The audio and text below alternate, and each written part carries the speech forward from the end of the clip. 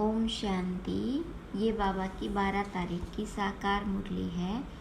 मीठे बच्चे, अभी तुम्हें पवित्र जीव आत्मा बनना है। इस समय कोई पवित्र जीव आत्मा नहीं है, इसलिए अपने को महात्मा भी नहीं कहला सकते। प्रश्न है, सतयुगी राजाई का इनाम किन बच्चों को प्राप्त होता है? तो बाबा ने कहा, जो श्रीमत पर याद की रेस में नंबर 1 जाते हैं उन्हें राजाई का इनाम मिलता है। तीखी रेस होगी तो रजिस्टर में नाम अच्छा होगा और इनाम के अधिकारी बनेंगे। तुम बच्चे दूरांदेशी बन बड़ी दूर की रेस करते हो। 1 सेकंड में निशान तक यानी परम धाम तक पहुँच वापस लौटकर आते हो। तुम्हारी बुद्धि में है पहले हम मुक्ति में जाएंगे, फिर जीवन मुक्ति में आएंगे। तुम्हारे जैसी रेस और कोई कर नहीं सकता। गीत है, आखिर वह दिन आया आज। ओम शांति। यह कौन जानते हैं कि आखिर वह दिन आया आज? बच्चे जानते हैं आखिर वह दिन आया आज जो हम बाबा के सन्मुख हुए हैं। आत्मा कहती है, इस शरीर द्वारा अभी तुम बैठे हो, जानते हो हम आत्माएं अभी परमपिता परमात्मा के सन्मुख बैठी हैं।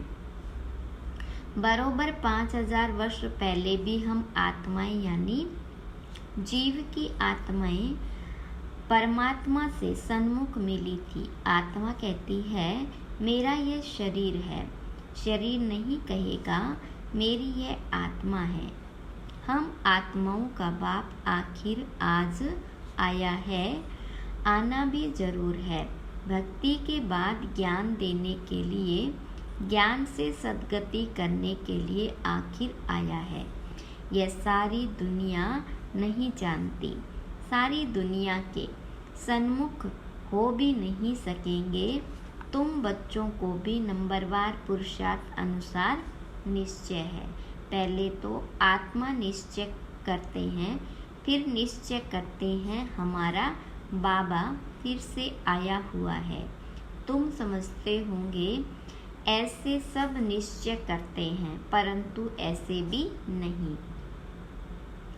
यह ऐसा विचित्र है जो घड़ी घड़ी भूल जाते हैं। हम आत्मा हैं परमपिता परमात्मा के सन्मुख, यह भूल जाते हैं। यह तो दुनिया भी जानती है। पतित जीव आत्माओं को पावन बनाने परमपिता परमात्मा आते हैं। जीव आत्माएं आत्माओं को पवित्र बनाने नहीं आती। सभी जीव आत्माएं हैं, परमपिता परमात्मा एक ही है। उनको जीव नहीं कहेंगे क्योंकि उनको कोई स्थूल सूक्ष्म शरीर नहीं है। ये बाबा बैठ समझाते हैं।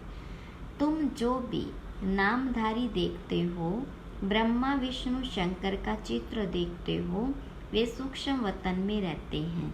वह भी सूक्ष्म जीव आत्मा ठहरे। यह बड़ी समझने की बातें हैं।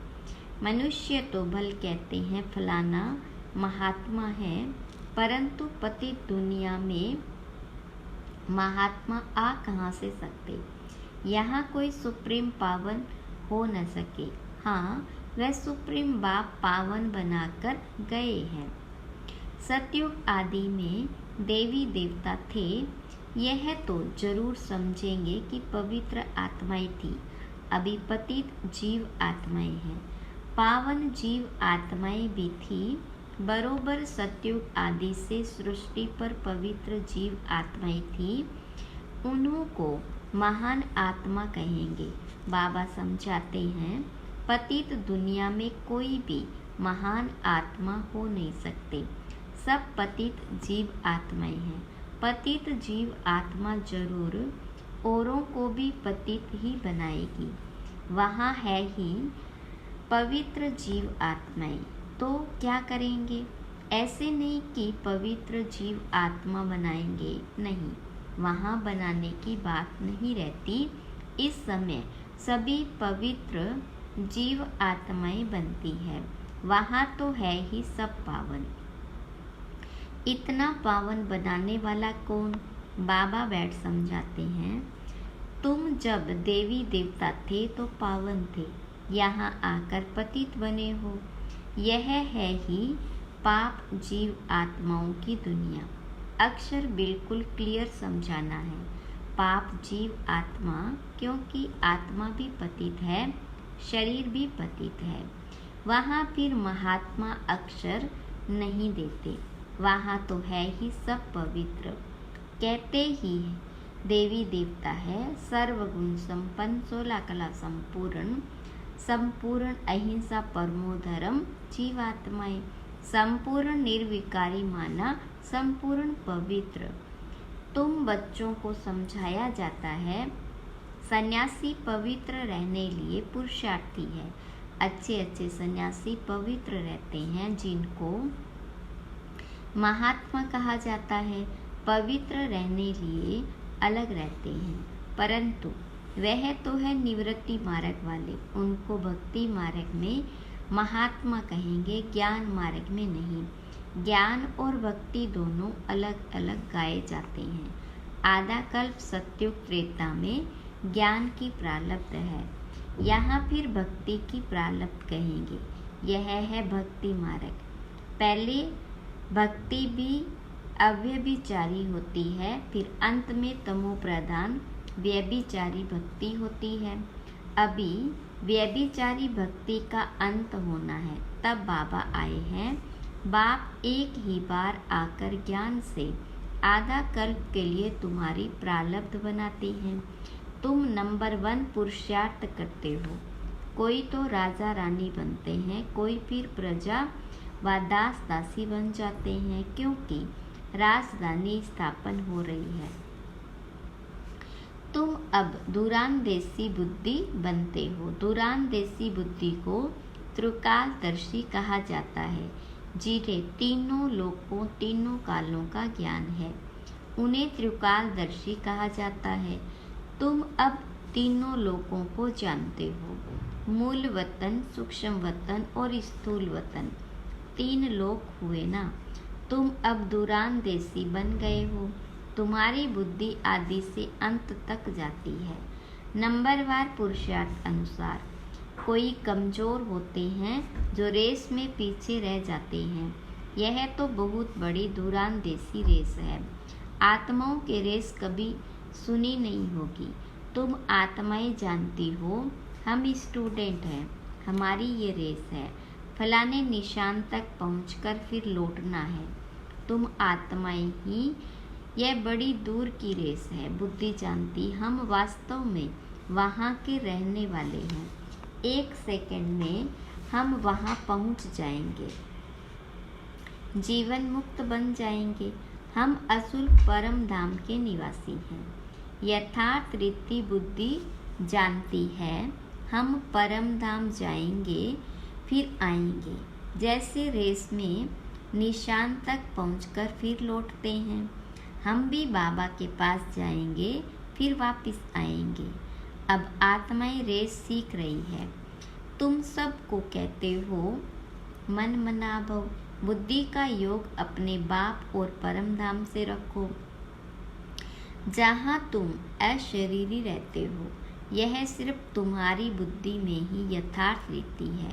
तीनों कालों तीनों लोकों की नॉलेज तुम्हारी बुद्धि में है। 84 जन्मों का ज्ञान और कोई में हो नहीं सकता। तुम जानते हो हमको इस छीछी दुनिया से, छीछी शरीर से मुक्त होकर जाना है। हम जा रहे हैं। बाबा रोज यह रेस सिखलाते हैं। तुम्हारी रेस अविनाशी है। बाबा को जितना जास्ती याद करेंगे उतना तुम्हारा रजिस्टर में नाम अच्छा रहेगा। कहेंगे इनकी बुद्धि की यात्रा बहुत तीखी है, याद से ही विकर्म विनाश होंगे। याद नहीं करते हैं तो विकर्म विनाश न होने के कारण पिछाड़ी में रह जाते हैं। प्रजा व दास दासी बनना यह कोई प्राइज नहीं है। नर से नारायण बनना नारी से लक्ष्मी बनना, इनको इनाम कहा जाता है। बाबा राजाई का इनाम देते हैं। अगर उनकी मत पर चल दौड़ी लगाई तो कोई तो 2 कदम भी दौड़ी नहीं लगाते। अगर प्रजा वाले होंगे तो बिल्कुल कम दर्जा पा लेंगे। यहाँ रहने वाले भी होंगे तो भी राजाई में बहुत कम पद पाएंगे। तुम्हारी कितनी विशाल बुद्धि हुई।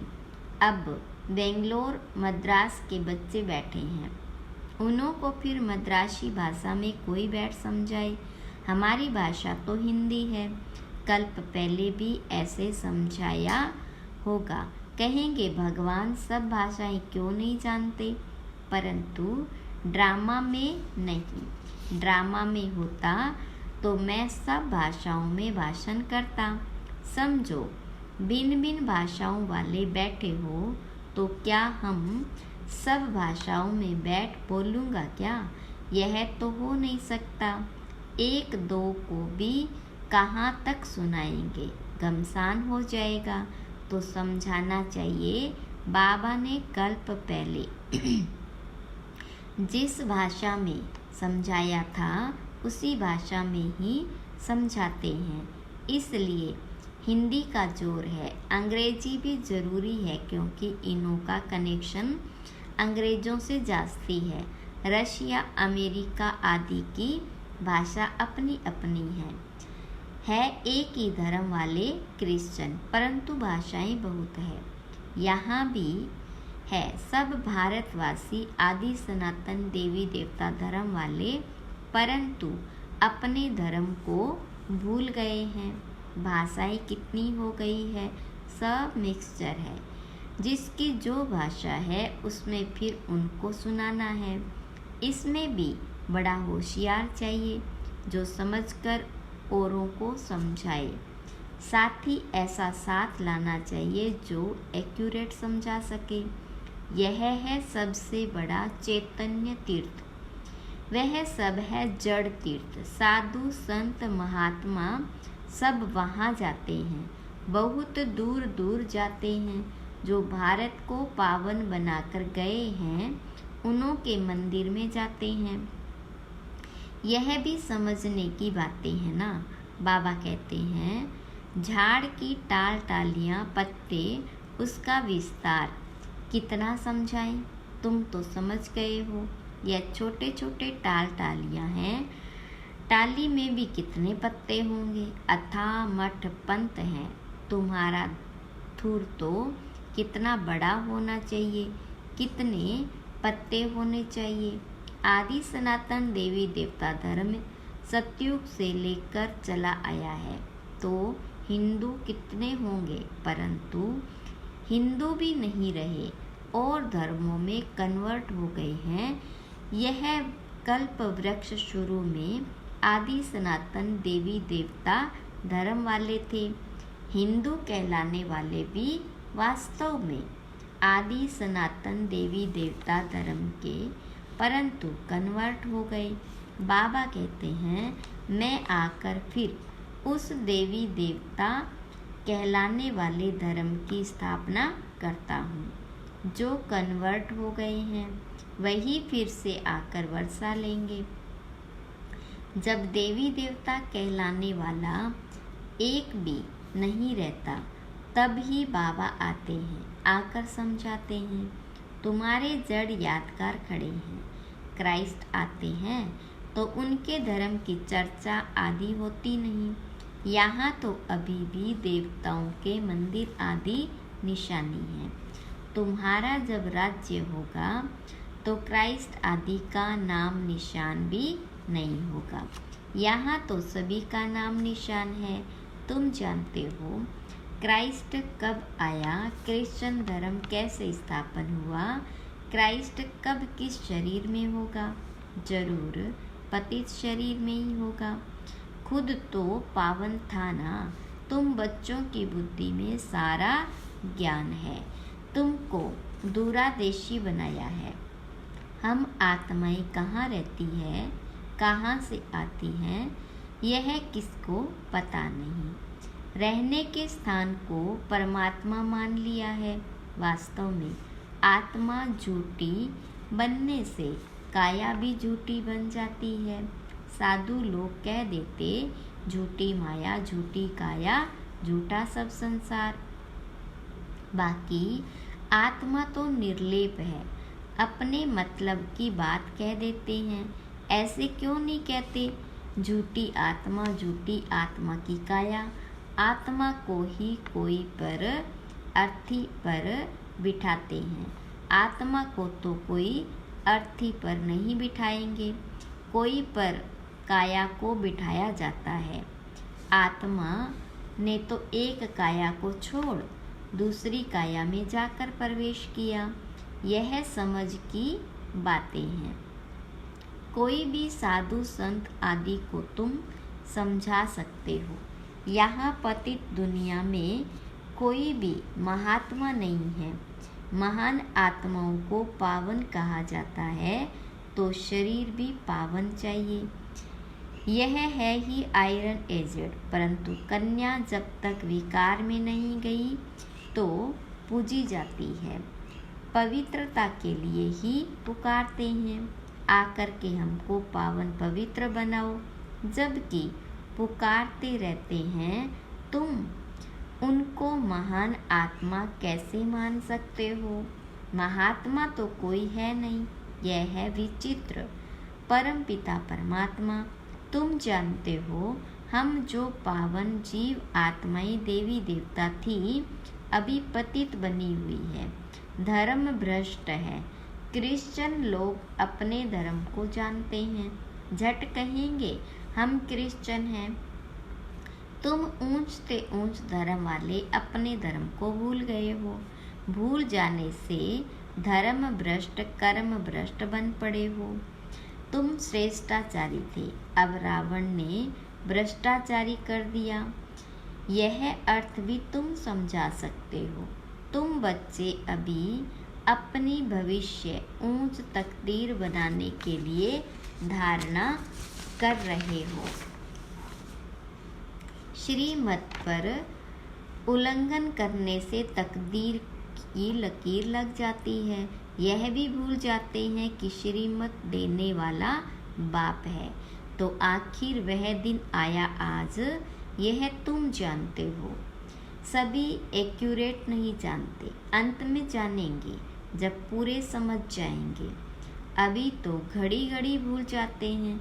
मुश्किल कोई सच बताते हैं, झूठ बोलने में देरी नहीं करते।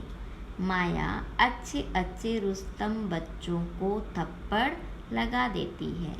बाबा तो सब जानते हैं, बतलाते हैं।